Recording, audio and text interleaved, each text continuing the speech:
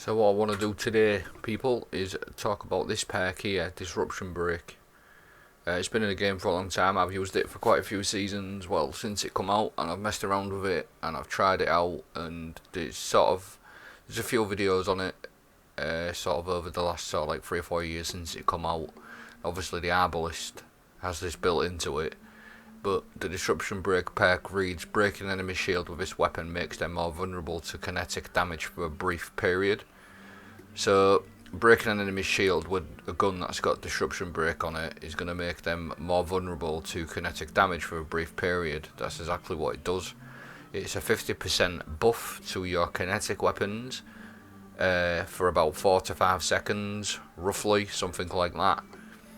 But I still find this sort of description not really that good, because it says kinetic weapons. I mean, what does that mean? Does it mean weapons that use primary ammo? But in fact it actually means anything that's in your kinetic, so things like Izanagi's and Witherhoard all benefit from this. But the biggest selling point for me of Disruption Break, especially this season, is that it goes on anti-barrier champions.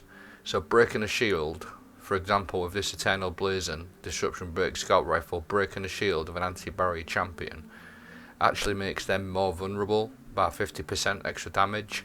So if you're pairing something like Witherhoard with that, the numbers just keep going up and up with it, like crazy numbers. And I'm going to show you especially Witherhoard, and then a little clip at the end of Izanagi's of it all working together, and how we can sort of get the very best out of Disruption Break, how to sort of build on it and get absolutely massive numbers.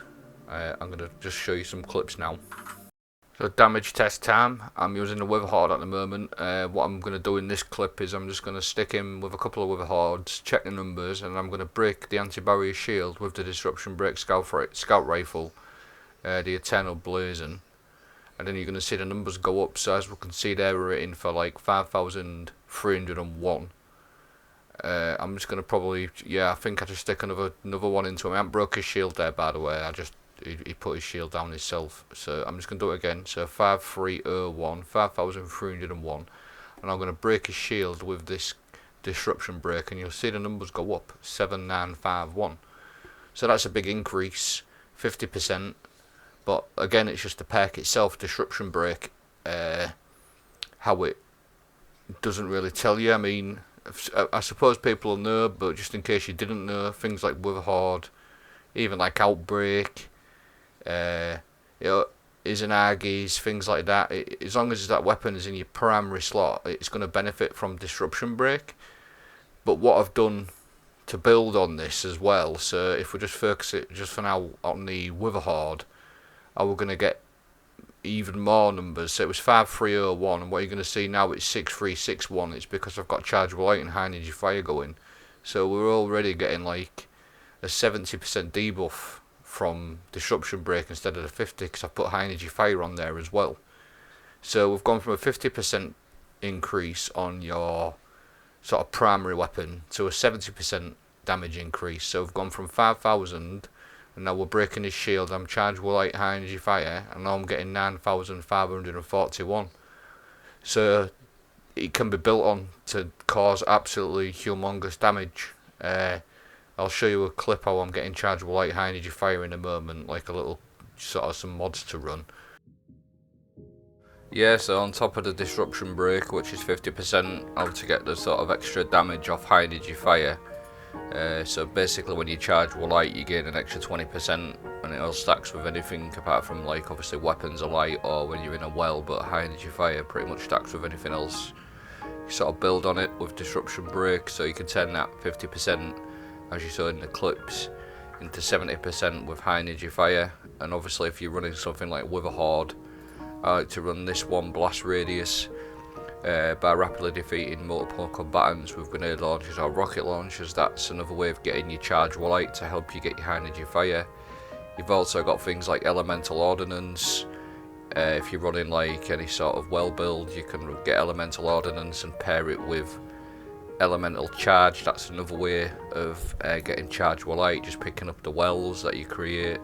Gives you 2 times Chargeable Light, so we can easily turn the 50% into 70% disruption break, and then this one ain't a bad one either. It only costs 1 as well. So if you're going into like a fight where you know you're gonna use your Witherhoard, you can always just finish a target around that area and get chargeable like that way just by doing a finisher. So there's quite a few options, and the little sort of extra added little bonus that we can add on to everything that we've said. So with regards to like disruption break 50%, the high energy fire 20%, we can actually even get more than that on a very niche specific helmet on the warlock, on the hunter, sorry, on my warlock, I'm on my hunter, on the hunter, and it's this bad boy here, Foe Tracer.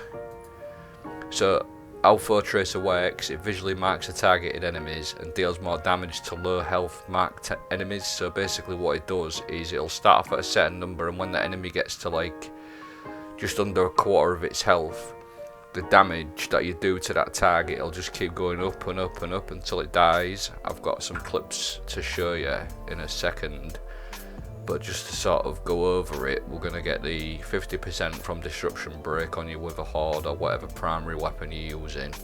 So the 50% disruption break, we're going to get 20% extra from high energy fire, that's a total of 70%, and then this helmet just keeps putting the damage up and up and up until the enemy dies. So it's an absolutely crazy combo.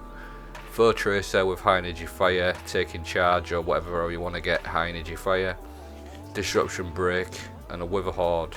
Honestly, it's such a good combo. I've been using it for seasons. I'll show you the clips of the Foe Tracer working now and exactly how it works.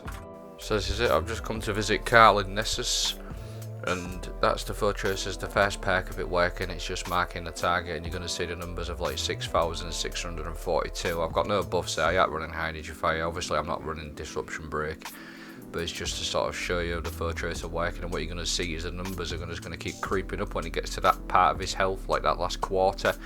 So it goes all the way up to like 7 or 8,000 damage, and it'll just keep ticking and ticking until he dies basically. So all that what we've just talked about in the previous clips, they all work together, so you can get some crazy numbers, and it's a really good combo for especially Witherhoard. And now this is the very last clip of the video that I'm going to show you. I hope the video's been helpful, but I couldn't leave Izinagi's and disruption breakout. So there's your Izinagi's Hone Shot 80,000, and then what I'm going to do in a moment is break a shield with the disruption break, and you're going to see that number jump right up to a 50% damage buff on your Izinagi's. So again, anti-barrier scout, disruption break does work against champs, 121,000. There you go, have a good day.